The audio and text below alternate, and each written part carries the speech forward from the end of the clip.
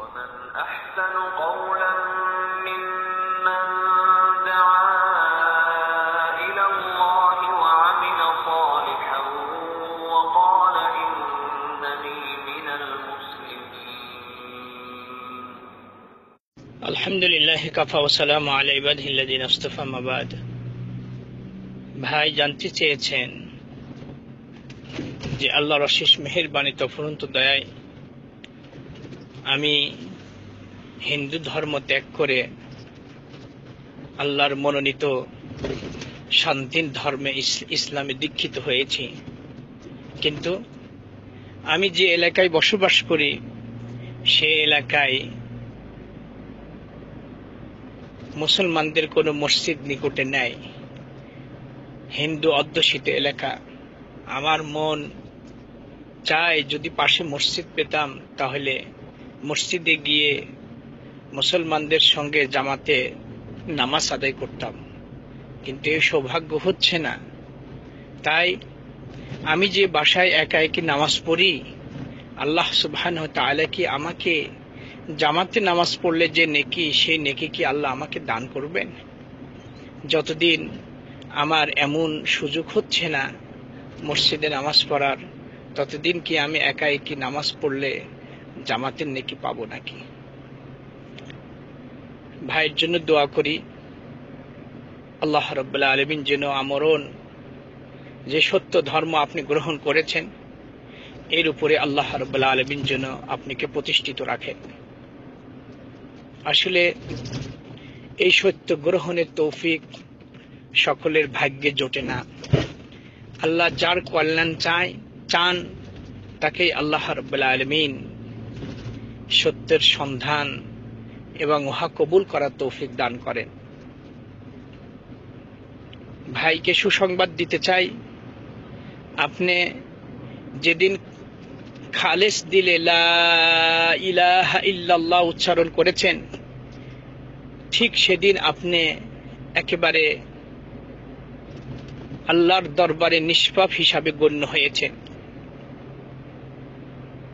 এখন আপনি যদি আল্লাহর বিধানাবলী মেনে চলেন তাহলে ঠিক এই নিষ্পাপ অবস্থায় আপনি থাকবেন। আর যদি আল্লাহর বিধানাবলী পালনের ক্ষেত্রে অলসতা, শিথিলতা এবং অবজ্ঞা প্রদর্শন করেন তাহলে আস্তে আস্তে এই অন্তরের মধ্যে, এই কলবে স্পট পড়তে থাকবে। এই জন্য আল্লাহর কাছে দোয়া করি, ভাই আমরা যারা জন্মসূত্র মুসলমান, মূলত তার থেকেও আপনি আল্লাহর কাছে এখন প্রিয় হয়েছেন। এর জন্য আপনি আমাদের এই দিন ইসলাম দীক্ষিত হয়েছেন, এই ধর্মে আপনি বেশি বেশি রিসার্চ করুন এবং আপনি যে ধর্মে ছিলেন উভয় ধর্মের মধ্যে আপনি কম্পেয়ার করুন, অতঃপর যুক্তি সহকারে দলিল প্রমাণাদির আলোকে হিকমত অবলম্বন করে আত্মীয় স্বজনকে এই সঠিক আল্লাহর মনোনীত শান্তির ধর্মের দিকে আহ্বান জানান। রাসূল আকরাম সাল্লাল্লাহু আলাইহি ওয়াসাল্লাম আলী ইবনে আবি তালেব রাদিয়াল্লাহু আনহুকে খাইবারের যুদ্ধে বলেছিলেন, হে আলী, লা ইয়াহদি আল্লাহু বিকা রাজুলান ওয়াহিদা খায়রুল লাকা মিন হুমরিন নাম। আলী, তোমার দাওয়াতের প্রচেষ্টার যদি আল্লাহ একজন ব্যক্তিকে হক কবুল করার তৌফিক দান করেন, হইতে পারে এই একজন ব্যক্তির হক কবুল করাটা, গ্রহণ করাটা তোমার নাজাতের ওসিলা হয়ে যেতে পারে। আল্লাহর কাছে এই দামি উটনের থেকেও তোমার এই সাধনা, এই প্রচেষ্টা আল্লাহর কাছে অধিক প্রিয়।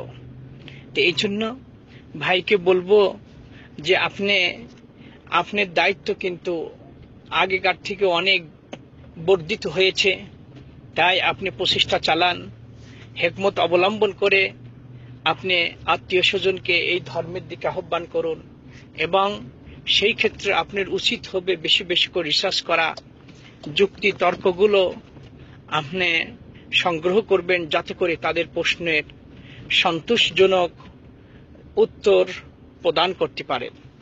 যে প্রশ্নটি আপনি করেছেন, হ্যাঁ, আল্লাহ রহমাতুল্লাহি ওয়াসিআ, আল্লাহর রহমত, আল্লাহর দয়া সুপ্রশস্ত। এই জন্য ইনশাআল্লাহ আপনি স্বচ্ছ যদি নিয়ত থাকে, আপনার ইচ্ছা আছে, কিন্তু ইচ্ছা থাকা সত্ত্বেও পরিস্থিতিতে আপনি শিকার বিধায় আপনি জামাতে নামাজ যে পড়তে পারছেন না, আপনার এই স্বচ্ছ নিয়তের উপর ভিত্তি করে আল্লাহ রাব্বুল আলামিন নিশ্চয় আপনাকে এই জামাতে নামাজ পড়ার নেকি দান করবেন।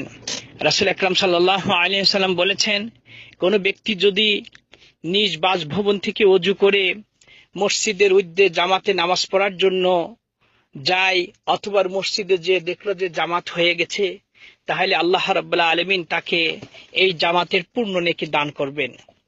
রাসূল আকরাম সাল্লাল্লাহু আলাইহি ওয়াসাল্লাম তাবুকের যুদ্ধে সাহাবীদের প্রশ্ন উত্তর দিচ্ছিলেন। সাহাবীরা প্রশ্ন করতেছে, ইয়া রাসূলুল্লাহ সাল্লাল্লাহু আলাইহি ওয়াসাল্লাম, আজকে যারা হয়তোবা এই যুদ্ধে অংশগ্রহণ করি নাই, তারাও কি আমাদের মতন নেকি পাবে? রাসূল সাল্লাল্লাহু আলাইহি ওয়াসাল্লাম বলছিলেন, জেনে রাখো ও আমার সাহাবীরা, মদিনাতে আল্লাহর এমন কিছু বান্দা রয়েছে, এমন সম্প্রদায় রয়েছে, এমন কিছু লোক রয়েছে, যারা তোমরা যেখানে সফর করো, যেই গিরিপথে তোমরা অতিক্রম করো, ঠিক তারা ওইভাবেই চলে, কিন্তু পরিস্থিতিতে শিকার বিভিন্ন ওজরের কারণে আজকে হয়তোবা যদি তোমাদের সাথে তারা এই শরীক হতে না পারে যুদ্ধে, জেনে রাখো নিশ্চয় নিয়ত অনুপাতে আল্লাহ রাব্বুল আলামিন তোমাদের মতনই তাদেরকে নেকি দান করবেন। রাসূল আকরাম সাল্লাল্লাহু আলাইহি সাল্লাম বলেছেন, কোন ব্যক্তি যদি অসুস্থ হয়ে যায় অথবা যদি সফরে যায়, তাহলে সুস্থ এবং নিজ বাসভবনে থাকা অবস্থায় যে ইবাদতগুলো কন্টিনিউ করত, নিশ্চয় আল্লাহ রাব্বুল আলামিন অসুস্থতার কারণে, মুসাফির হওয়ার কারণে ইবাদতগুলো যে করতে পারছেন না, নিশ্চয় আল্লাহ রাব্বুল আলামিন পূর্ণ নেকি দান করবেন। এই জন্য ভাই, আপনার জন্য সুসংবাদ, আপনি সৎ নিয়ত রাখুন আর প্রচেষ্টা চালাতে থাকুন, নিশ্চয় আল্লাহ রাব্বুল আলামিন আপনাকে ভালোবাসবেন এবং নেকি দান করবেন। আল্লাহু ওয়ালিয়ুত তৌফিক।